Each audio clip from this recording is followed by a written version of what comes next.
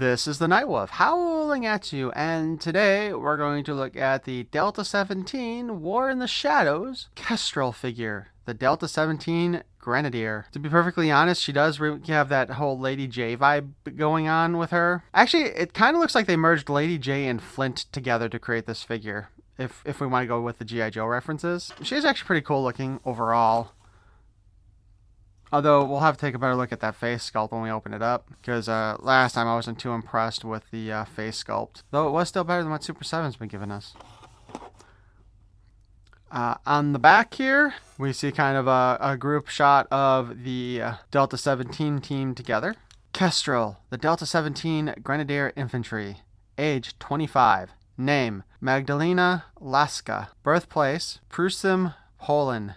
Specialty, Infantry, Grenadier, and Pilot. Kestrel is the youngest member of Delta 17, but her age and experience are not to be underestimated. Born on a small farm in Poland, Kestrel spent most of her childhood outdoors learning survival skills, hunting and exploring the surrounding forests. Actually, that kind of sounds like how I grew up. Her uncle was an Air Force general in Warsaw, minus the farm, and taught her as a teenager to fly small planes and helicopters. Naturally, she enlisted in the military as soon as she was eligible and proceeded to join the Polish Special Forces unit known as J.W. Grom.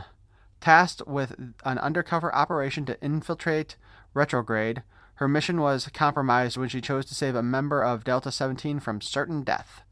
As a subspecialty, Kestrel has become Delta 17's unofficial translator, being fluent in several languages, including Russian and English. So let's go ahead and open this sucker up.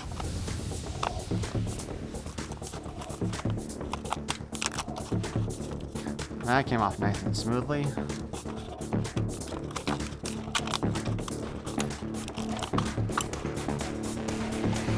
So, as far as the head sculpt goes,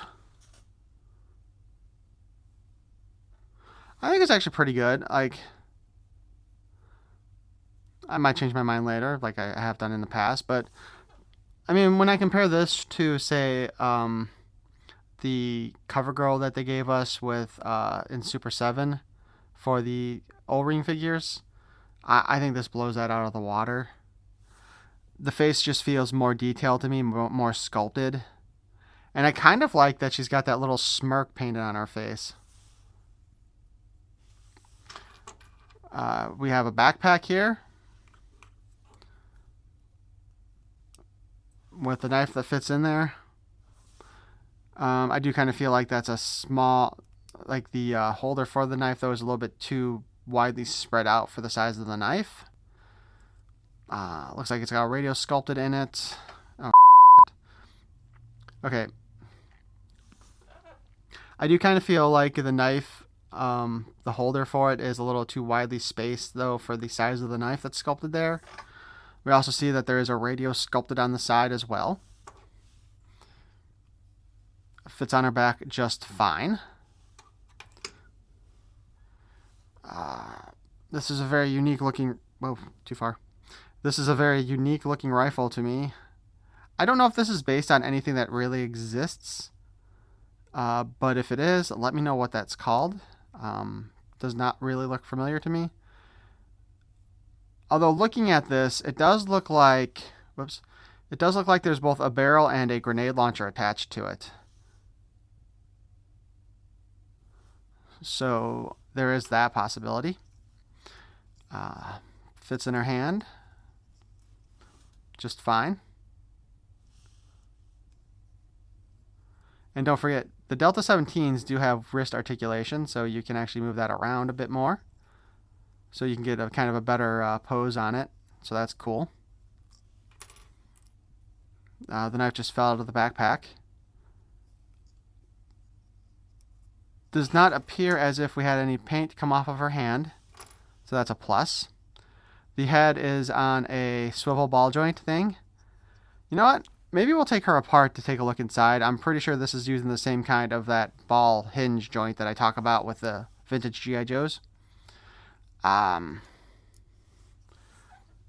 of looks like she's got boobs underneath that gear. but it's hard to tell. Arm hinges up, a little better than 90 degrees. Or what? I don't know. Hinge up. Hinges up. The arm hinges up pretty high.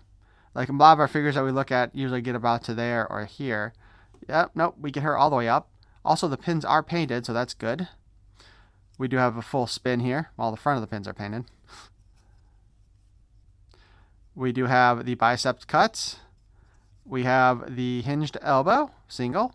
And as mentioned before, the wrist does spin, so it's articulated. O-ring figure, so it's got the waist that swivels and wiggles and wobbles, and all around it goes. She can do the splits. I do see that the top of her legs do kind of open when you pull her down like this. I mean, honestly, that could be an issue, or it is kind of the sort of thing that happens with a lot of G.I. Joe figures, though, because, you know, it's connected down here in the middle, so that is kind of loose up there. The knee has a hinge on it, and of course she can kick up and barely kick back.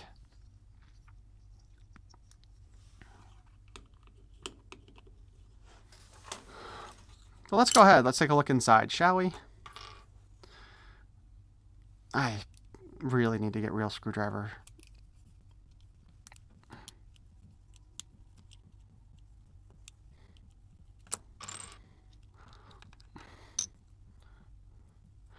All right off the bat, I bring this up because of all the crappy Super 7 figures we got.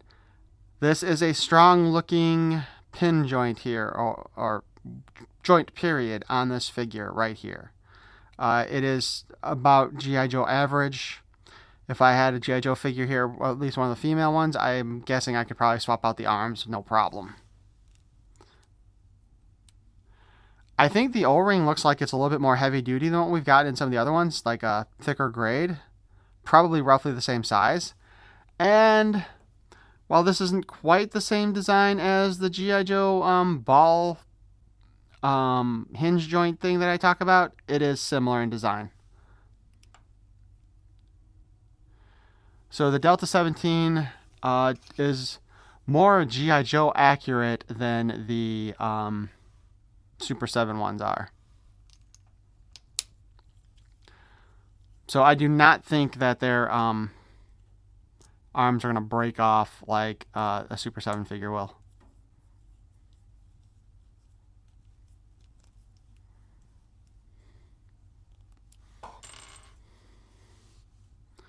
Overall, not a bad figure. I'm still trying to think if I'm going to figure out any complaints I really have about the head sculpt, but like I said, I think the head sculpt's pretty fine.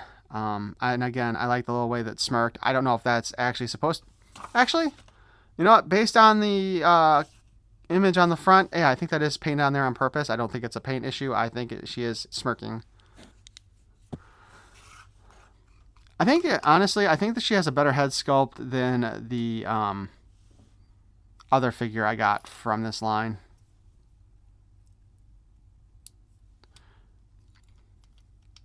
And it may just be like, I don't know, like I said, I feel like the head sculpt itself is a little bit better.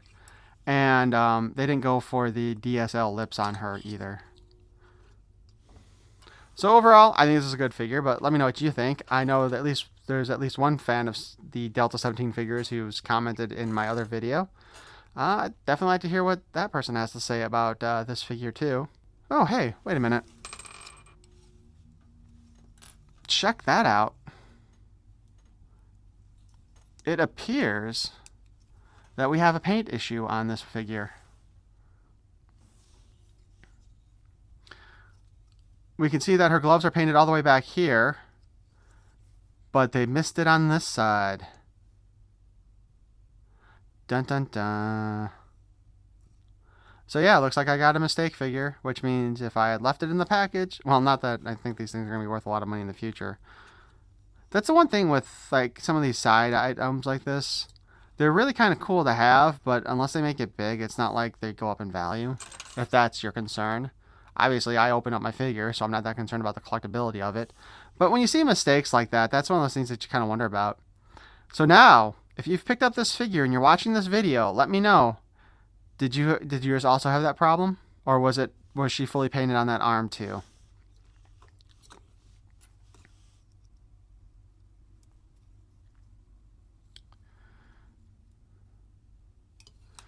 Again, I thank you for watching.